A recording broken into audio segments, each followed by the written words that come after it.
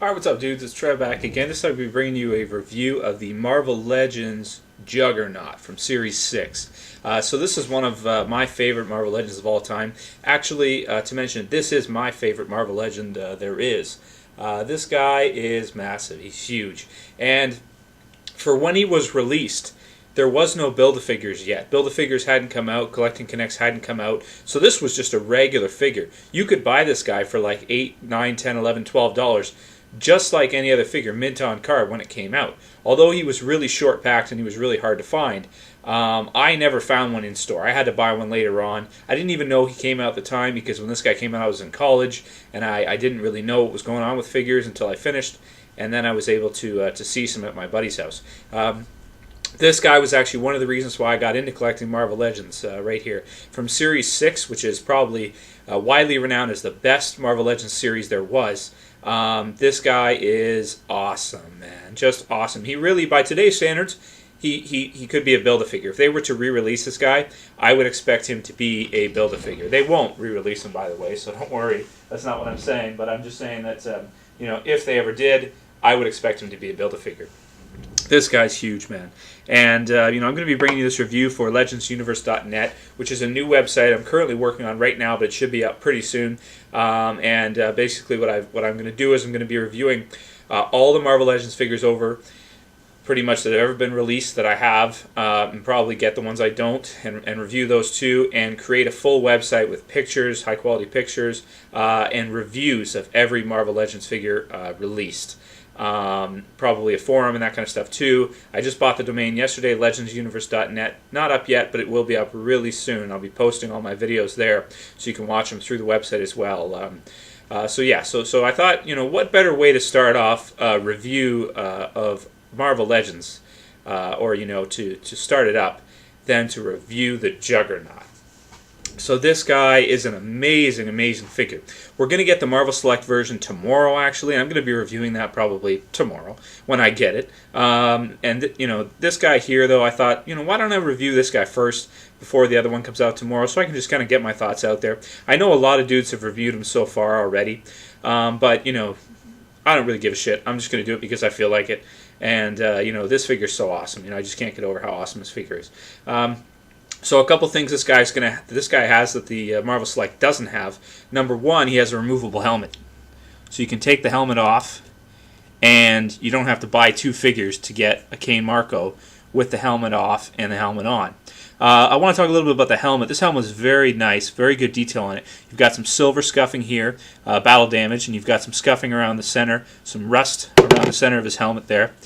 In the middle. Very nice detail on it. Now, some people have been a little bit confused. I've seen some reviews and they say that there are variants of the Juggernaut, some with and without the battle damage. There is no variant Juggernaut, at least none that was released. There is a yellow one from the best of Marvel Legends series that was never actually released officially. But there is no variant of this figure. Okay, there are only prototypes of the variant that was never released. Toy Biz varies on their paint detail. You have some that have paint scuffing like this and some rust and stuff like this on the figures, and then others that don't. That's not a variant. It's just the way that Toy Biz does their paints. So the helmet's very cool. And even though you have the helmet, you still have an amazingly sculpted face for Kane Marco. You've got the smile grin here. You've got the hair that's sculpted really good. Just an evil-ass grin, looking like he's gonna, he's ready to smash up some X-Men. Some veins in the neck that just look awesome. Rolls of muscle here, and this part around here is very well done. Very good sculpting on the part that holds the helmet in place. The helmet has got these little grooves on the side here, on both sides that snap onto the figure, kind of like this, but it doesn't really sit all the way. There are grooves inside that it connects to, but it's loose fitting, and there's always going to be this little gap at the back of the neck right there. But anyway, the part that I was talking about that's very, very nicely sculpted is this part here, and you can really see when you look at some customizers' jobs of the Juggernaut, if you ever see some customizers try to do it, and they always try to do this part, I have never seen a customizer, even guys that do it professionally, full-time, be able to sculpt this part here as well as Toy Biz did. I haven't seen it. I've seen a lot of them, and they all look like shit, to be honest with you. The rolls of muscle here look amazing. The pecs are awesome. And here's something very, very cool. You know, I like to work out and stuff like that, so I'm into muscles and that kind of stuff a little bit. Not professionally, just for hobby. He's got lat articulation. Lat articulation. I have not seen a Marvel Legends figure or DC Universe Classics figure that has lat articulation that comes to mind. Not like that. It's just, you know, this is how cool Toy Biz was in their heyday, because every figure they released had a unique sculpt, or at least most of them. Like, you know, you've never seen this sculpt again, and you never will. This was the only time this sculpt was ever used. They made it just for this figure. You know, you don't see the Red Hulk's Build-A-Figure sculpt being used for Green Hulk and vice versa. You don't see Crossbone's body, which was the Hulkling's body, being used for Warpath. Everybody has unique sculpts. They're totally and completely unique. Now, the lats do have a problem staying up. This one here, after you do it a few times, this one seems to be fine, but this one here, I've had multiple of the Juggernauts. I've had about 5 of these over time, and this here, it has a problem staying out after you've moved it a few times. I can get it to stay out now, but sometimes it just falls back in, and it's kind of hard to stay out. But anyway, I think that's very cool how the lats come out like that. The sides, just very nice, very nice. The belt, I guess if you want to call it a belt, looks nice. The legs are good. You can actually see the stretching on the pants. That's great detail right there, man. Stretching right there. Great paint on the boots. You've got some shading here, multiple colors, shading around there. The arms are just amazing. You've got the veins here, just look great, man. Just really nice. The bands here have shading, more veins here, more shading on the bands there, and the bands come around the wrist, and the fingers, I mean, look really, really nice. Let's take a look at the back. So the sculpt on the back is awesome, man. You've got all these, get them to stay up just a sec. You got all these rolls of muscle back here that just look awesome, man. Just completely awesome. You know, I definitely wouldn't mess with this guy, that's for sure. Just, you know, looks just looks crazy, man. Now, one of the, let's talk about the criticisms of this figure. So the criticisms of this figure, the main criticism that everybody says is the length of the arms. They say the arms are too long. The arms look too big. They look like gorilla arms, and they do come down to his knees. So I would have to agree that, you know, the arms might be a little bit long, but again, this is a cartoon, you know, comic book character here. You know, the sculpt can be a little bit exaggerated in certain parts. It doesn't have to have perfect anatomy. The Juggernaut doesn't have a human anatomy. He's the frickin' Juggernaut, man. You know, that's who he is. You know, he's a freak. He's a freak of nature. He doesn't look like we do.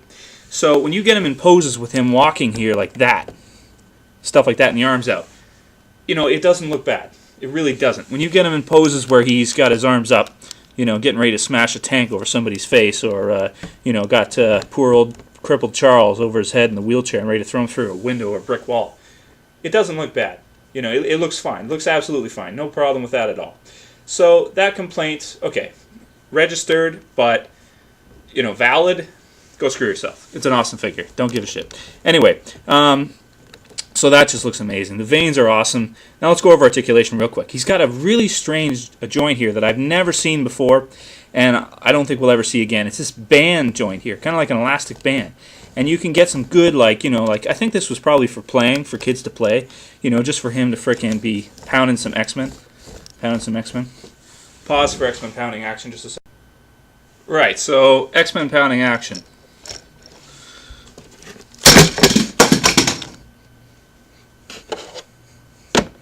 Awesome. Alright, so size comparison time. So you got Professor X here on one of Juggernaut's arms, and I think that makes sense. That looks right. You know, when this figure came out, you know, figures weren't too tall. The Build-A-Figures hadn't really come out yet. Galactus wasn't out yet. The Sentinel wasn't out yet. You know, the Marvel Select is definitely going to be bigger, but I think that this one, you know, is a good size comparison for Professor X and for the rest of the X-Men. So let's go ahead and slam Professor X now. Okay, so many great poses you can get this guy in here. Just awesome. So yeah, so Professor X is, you know, comes up to about his neck roughly, something like that.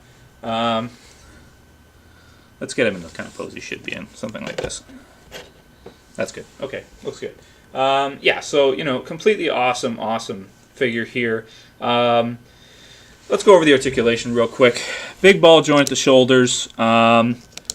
Single jointed elbows, but does have a pretty good range of motion. Twists at the upper band gauntlet here. And he's got hand articulation that comes in and out. He's got thumb articulation that goes in and out. He's got his fingers do articulate. He can't really make a fist, but from this angle, you know, you can't really tell either. You know what I mean? That he can't. It looks legit from the other side. You don't really, you know, you can't really tell that he's not really making a total fist. So yeah, and as I said before, the waist turns here. That's good. X-Men smashing action. Good ball joint here at the upper leg, and this does turn. Double jointed knees, which is good in case you want to get him to kick Professor X or something. And of course, you know, ankle pivot goes up and down. Toes move. Awesome. So yes, this is my review for the Juggernaut. An amazing figure, super sweet. And I'd have to say that this figure right here is, for me, this is a 10 out of 10. This is a hit it out of the ballpark type of figure. This is a line changer right here. You know, this type of figure. Just an awesome, awesome figure. Alright guys, that's the review for now. I'll see you. Peace.